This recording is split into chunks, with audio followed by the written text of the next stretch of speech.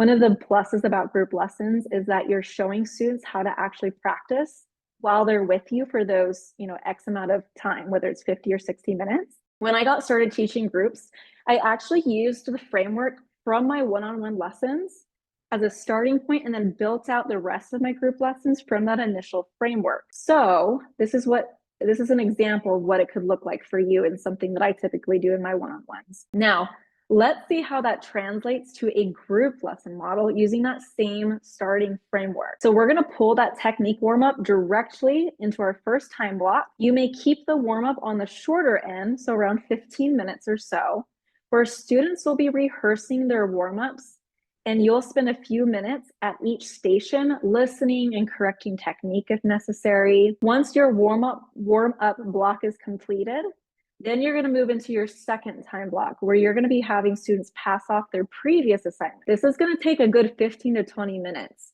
Some of them will be ready to pass them off right away. And so that means they actually practice. They can go ahead and get started on new material if they're ready for it. So their second time block may evolve into new assignments. But if their current assignment isn't quite ready, you're going to give them some feedback. And within that second block of 15 to 20 minutes, you're going to have them actually implement that feedback right there in lesson with you so that they understand it and it's building correct muscle memory for whatever they needed to correct. But again, you're just spending a few minutes at each station listening and providing that feedback. Finally, you're going to spend the remainder of the group lesson time on your third time block, inviting students to turn the page of their method book series.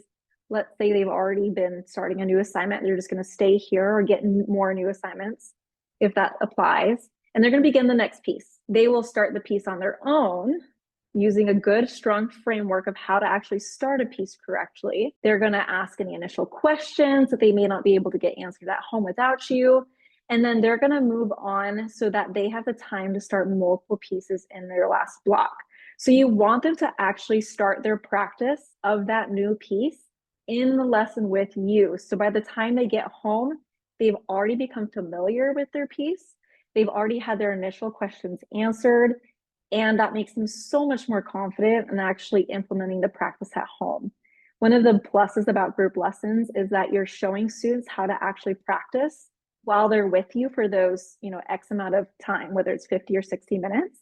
And this actually translates to, okay, well, then this is how I actually need to practice at home.